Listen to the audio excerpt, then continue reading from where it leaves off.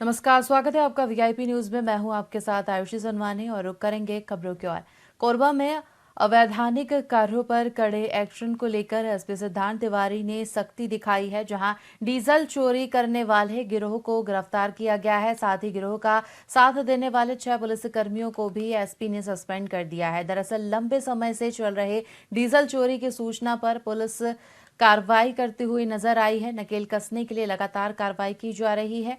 आपको बता दें कि दीपका पुलिस ने उच्च अधिकारियों के मार्गदर्शन पर कार्रवाई करना भी शुरू कर दिया है। उसके बाद एसईसीएल की खदानों से डीजल चोरी करने वाले गिरोह के सदस्यों को गिरफ्तार कर उनके कब्जे से 2345 लीटर चोरी का डीजल जब्त किया गया है। डीजल चोरों के साथ पुलिस की मिलीभगत की शिकायत पर एसपी सिद्धार्थ तिवारी ने जांच के बाद कड़ा एक्शन लिया। एसपी ने साइबर सेल में पदस्थ हेड कांस्टेबल सहित हरदी बाजार और कुसमुंडा थाना क्षेत्र में पदस्थ 6 पुलिस कर्मियों को निलंबित किया है।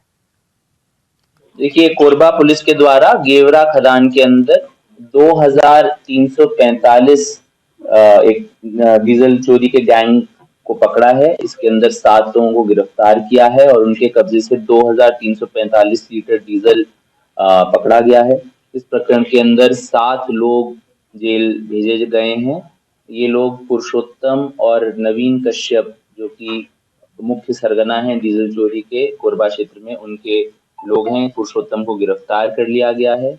देखिए, कोरबा पुलिस के द्वारा गेवरा खदान के अंदर 2000 जिले में बाइक चोरी करने शातिर गिरोह को पकड़ने में बस्तर पुलिस ने सफलता हासिल की है। बता दें कि चोरों की जगदलपुर सहित आसपास के गांव से 10 मोटरसाइकिल की चोरी की थी। जगदलपुर में कोतवाली थाने में बाइक चोरी के 3 प्रकरण की जांच के दौरान पुलिस ने 2 बाइक चोरों को गिरफ्तार किया है और उनकी निशानदेही से बोरी गांव में छुपा के रखी चोरी की 10 मोटरसाइकिल बरामद कर जब्त की गई है। वहीं मामले की जानकारी देते हुए नगर पुलिस अधीक्षक उदित पुष्कर ने बताया कि कोतवाली थाने मोटरसाइकिल चोरी के 3 प्रकरण में जांच के दौरान नगर के विभिन्न स्थानों से बाइक चोरी करने वाली 2 लोगों को गिरफ्तार किया गया। तो थाना कोतवाली क्षेत्र में आए दिनों ही बहुत सारी कंप्लेंट्स आ रही थी मोटरसाइकिल चोरी की। तो जिसके चलते हम लोगों ने उसके अंदर विवेचना करते हुए हम लोगों ने 2 लोगों को भी गिरफ्तार किया है, जिसमें दोनों जो रहने वाले हैं वो बेसिकली बकावंड क्षेत्र के रहने वाले हैं, थाना भानपुरी एरिया लगता है। तो ये लोगों का जो मोडस ऑपरेंडी था, ये लोग कई कई जगह से ना, जैसे होंडा शोरूम हो गया, इधर जो अनुपमा टॉकीज है इसके सामने से, और भी ऐसे जो भीड़ भड़ाके वाले इलाके होते थे, यहाँ से लोग मोटरसाइकिल को चोरी किया करते थे।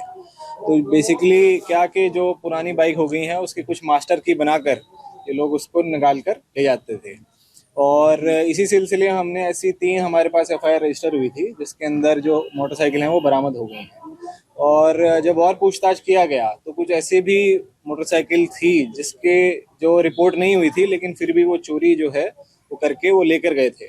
और ये जो मोटरसाइकिल हमने बरामद की एक बोरी गांव में एक जगह से वहां पे बेचने के लिए रखी थी। तो थाना महासमुंद जिले के पिथौरा ब्लॉक स्थित धान खरीदी केंद्र घोंच में परिवहन की कमी के कारण खरीदी प्रभावित हो रही है। बता दें कि केंद्र प्रभारी ने शासन और प्रशासन को पत्र लिखकर 30 दिसंबर से धान खरीदी बंद करने की जानकारी दी है। वहीं जानकारी अनुसार घोंच थाना खरीदी केंद्र में 7 गांव के लगभग 1200 किसान समर्थन मूल्य पर धान बेचते हैं और इस केंद्र का 84,000 क्विंटल धान खरीदी का लक्ष्य है। अब तक 26 दिन में समिति ने 48% खरीदी पूरी कर ली है, लेकिन परिवहन संकट के कारण धान की खरीदी प्रभावित हो रही है। साथ ही जिला प्रशासन की ओर से 2 राइस मिलों को डीओ और टीओ काटने के आदेश दिए गए थे, लेकिन 15 दिन से परिवहन के लिए कोई गाड़ी उपलब्ध नहीं हो पाई है।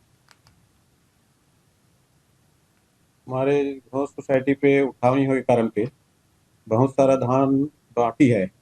जो समय पर धान उठाव नहीं होगा तो खरीदी पे प्रभावित पड़ेगा। हमारे घोष सोसाइटी पे 7 गांव आते हैं, यहाँ अभी तक का खरीदी लग 45% हुआ है और अभी 55% खरीदी और करना है। उठाव की स्थिति नहीं होने पर धान खरीदी पे प्रभावित होगा और खरीदी रोका भी जा सकता है, रोकना पड़ेगा। आज सन हाल में धान खरीदी का कार्य 14 नवंबर 2024 से प्रारंभ हुआ है।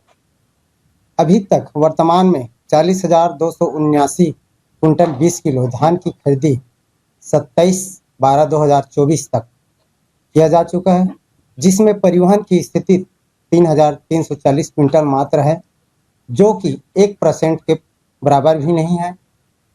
हमारे वर्तमान में कृषक भाइयों के द्वारा प्रतिदिन 5,000 कट्टे की खरीदी किया जा रहा है। जगह के अभाव में हमें प्रत्येक दिन जूझना पड़ रहा है। हम शासन प्रशासन को ईमेल के माध्यम से, मेल के माध्यम से अपने अधिकारियों को, उच्च अधिकारियों को अवगत कराए हैं कि धान का परिवहन अविलंब कराया जाए, परंतु हमारे जो उच्च अधिकारी हैं उनके द्वारा टीओ और डीओ काटने का ही आश्वासन देकर, उठाव करवाने का आश्वासन दे करके हमें अवगत इतने तक के ही करा रहे हैं। हमारे भारतीय जनता पार्टी ने नारी सशक्तिकरण को अपनी प्राथमिकताओं में रखा है। वहीं पार्टी ने हमेशा महिलाओं को आगे बढ़ाने के लिए उन्हें विभिन्न नेतृत्व के अवसर प्रदान किए हैं। बता दें कि अब पार्टी ने मंडल अध्यक्षों के निर्वाचन के बाद जिला अध्यक्षों में भी महिलाओं की भागीदारी सुनिश्चित करने का निर्णय लिया है। वहीं भाजपा का कहना है कि वे महिलाओं को सशक्त बनाने और उन्हें नेतृत्व में शामिल करने के लिए गंभीर है। साथ ही उप मुख्यमंत्री बृजमोहन अग्रवाल ने लोरमी विधानसभा क्षेत्र के दौरे पर कहा कि भाजपा लगातार विकास कार्यों को प्राथमिकता दे रही है। देखिए, 477 मंडल आज के डेट में छत्तीसगढ़ में भारतीय जनता पार्टी के बने हैं। 477 में 2-4 मंडलों में किसी तरह की कोई बात हुई है तो ये बहुत ही सामान्य बात है और बहुत अच्छे से हमारे मंडल अध्यक्षों का चुनाव संपन्न हुआ है। राजनीतिक क्षेत्र में सबकी महत्वाकांक्षाएं होती है, महत्वाकांक्षाओं को लेकर 2-1 स्थानों पर इस तरह की बात हुई है। जिलाध्यक्षों में भी विस्तार से हमारे जिले के चुनाव अधिकारी, जिले के पर्यवेक्षक सबसे राय शुमारी करके आए हैं।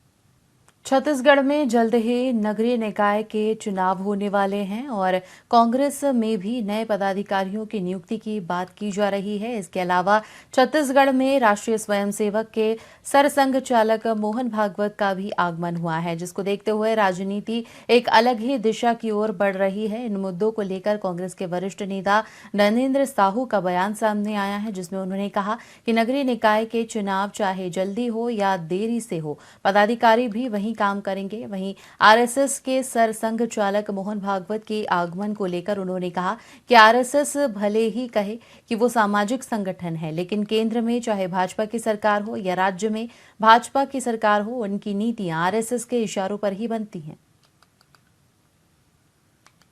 आरएसएस के प्रमुखों के द्वारा हमेशा ये कहा जाता रहा है कि यह राजनीतिक संस्था नहीं है, एक सामाजिक संस्था है। लेकिन जिस तरह से परोक्ष रूप से या परोक्ष रूप से पूरी तरह से भारतीय जनता पार्टी के ऊपर में आरएसएस का नियंत्रण दिखाई दिया है और आज इसी के तहत जो उनका जो संबंध है, आज वो पूरी तरह से उनके नियंत्रण पर ही, आरएसएस की नीति पर ही भारतीय जनता पार्टी की सरकार, चाहे केंद्र की सरकारें हों, चाहे राज्य में जब उनकी सरकार होती तो राज्य की सरकार हो, ये उसी के निर्देश पर, उसके नियंत्रण पर ही, उनके बनाए नीति के तहत ही ये लोग काम करते हैं। तो ये स्पष्ट है कि आरएसएस सिर्फ सामाजिक संस्था नहीं है, सामाजिक संस्था के आड़ में पूरी तरह से देश की राजनीति में इनका नियंत्रण है। आरएसएस पर्यावरण संरक्षण के क्षेत्र में अग्रणी संस्था ग्रीन आर्मी का निर्वाचन प्रक्रिया हाल ही में संपन्न हुई है। इस अवसर पर Vrindavan hall civil line Raipur में भव्य शपथ ग्रहण समारोह का आयोजन किया गया, जिसमें नवनिर्वाचित पदाधिकारियों और सदस्यों ने शपथ ली। साथ ही समारोह में प्रदेश मीडिया प्रभारी शशिकांत यदू ने बताया कि इस शपथ ग्रहण कार्यक्रम में प्रमुख अतिथि के रूप में व्यापार जगत के प्रतिष्ठित उद्यमी राजेश अग्रवाल मौजूद रहे। उन्होंने ग्रीन आर्मी के कार्यों की सराहना करते हुए कहा कि अमिताभ के नेतृत्व में यह संस्था पर्यावरण संरक्षण में बेहतरीन कार्य कर रही है। अभी पर्यावरण संरक्षण के लिए हमारी टीम लगभग 7 साल से काम कर रही है और पूरे छत्तीसगढ़ के लोगों को जागरूक करना, पूरे छत्तीसगढ़ के लोगों को पर्यावरण के प्रति कार्य करने के लिए प्रेरित करना, यह हमारी संस्था का मुख्य उद्देश्य है। अभी हमारी संस्था ने पूरे स्टेट बॉडी की घोषणा यहाँ पे की है। रायपुर के अलग अलग जोनों में हमने अपने पदाधिकारियों की घोषणा की है। अब 2025 के लिए, और 25 से नहीं, उसके बाद के 5 साल की हम विजन बना रहे हैं, जिसमें कोई भी पार्टी का हो, कोई भी जाति का हो, कोई भी धर्म का हो, इन सबको साथ में मिलकर हम पर्यावरण के लिए, पेड़ के लिए, पानी के लिए, पॉल्यूशन के लिए और सिंगल यूज प्लास्टिक को खत्म करने के लिए एक विजन बना के हम काम करना चाह रहे हैं, जिसका कि अभाव हमको दिख रहा है। 7 वर्षों से पर्यावरण संरक्षण के लिए कार्य कर रही है। आज उन्हीं एजेंडों को लेकर आगे कार्यक्रम को बढ़ाने के लिए सेंट्रल कोर कमेटी का गठन किया गया है। इसमें स्टेट बॉडी में लगभग 30 लोगों को शामिल किया गया है और सेंट्रल कोर कमेटी में प्रदेश बॉडी में भी आपका 30 लोगों को शामिल किया गया है। अर्थात जिला स्तर में सेंट्रल कोर कमेटी आज गुरदीप टुटेजा जी को चयन किया गया है और प्रदेश स्तर में संस्थापक अमिताभ दुबे जी को चयन किया गया है। संस्था के संस्थापक और प्रदेश के हमारे जो संस्थापक हैं अमिताभ दुबे जी, उनके माध्यम से, उनके कुशल संचालन के माध्यम से, उनके मार्गदर्शन से सभी प्रदेश स्तर में विभिन्न जिलों में संस्था कार्य कर रही है। उसी के एजेंडाओं को लेकर आज इस कार्यक्रम का आयोजन किया गया है, शपथ ग्रहण का आयोजन किया गया है, जिसमें लगभग 30 स्टेट बॉडी में और 30 सेंट्रल कोर कमेटी में नए सदस्यों का चयन हुआ है। अभी पर्यावरण संरक्षण के लिए हमारी टीम लगभग 7 साल से काम कर रही है और पूरे छत्तीसगढ़ के लोग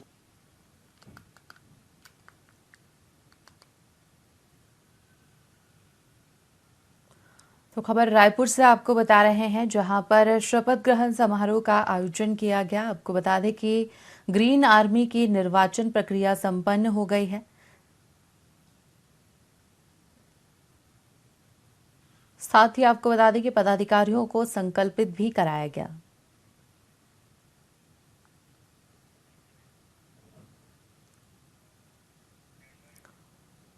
छत्तीसगढ़ की राजधानी रायपुर के रोजबहार क्षेत्र में चल रही सीहोर वाले प्रदीप मिश्रा की कथा में भक्तों का अपार जनसैलाब देखने को मिल रहा है। बता दें कि 24 दिसंबर से प्रारंभ हुई ये कथा 30 दिसंबर तक चलेगी। कार्यक्रम के संयोजक और प्रबंधकों से चर्चा के दौरान ये जानकारी सामने आई है कि रोजाना 3 लाख से 6 लाख तक श्रद्धालु कथा स्थल पर पहुंच रहे हैं और आयोजन की सुव्यवस्था भी की जा रही है। श्रद्धालुओं की सेवा के लिए प्रतिदिन 1 लाख से अधिक लोगों का भंडारा निःशुल्क कराया जा रहा है, जिसमें भक्तों को अच्छे भोजन की सुविधा मिल रही है। इसके अलावा श्रद्धालुओं के रहने के लिए भी व्यवस्था की गई है और स्वच्छता का विशेष ध्यान रखा गया है।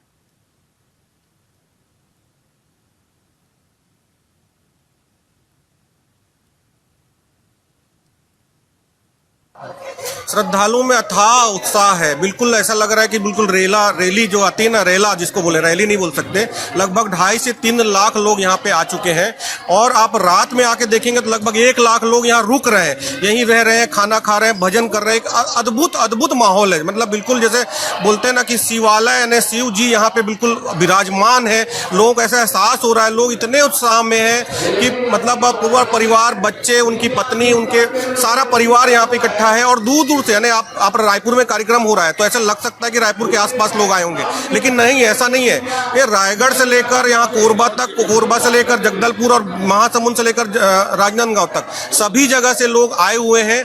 और अभी कल चूंकि सेकंड लास्ट डे होने वाला है और परसों सुबह होने वाला है, तो आज हमने देखा कि लोग अपना बोरिया बिस्तर लेके आ रहे हैं। यहाँ आज आने वाले लोग, ज्यादातर लोग रुकेंगे। जो पहले 1 लाख लोग थे वो तो है ही। इसके अलावा जो बाकी लोग आ रहे हैं वो भी रुकेंगे। परसों चूंकि सुबह 8 बजे से है तो उनकी उस हिसाब से व्यवस्था है। और हम लोगों ने पूरा व्यवस्था जो है, लगभग 400-500 लोगों की एक पूरी टीम बनी हुई है यहाँ पे, जो व्यवस्था अलग अलग 35 विभाग अपन ने बांटा है।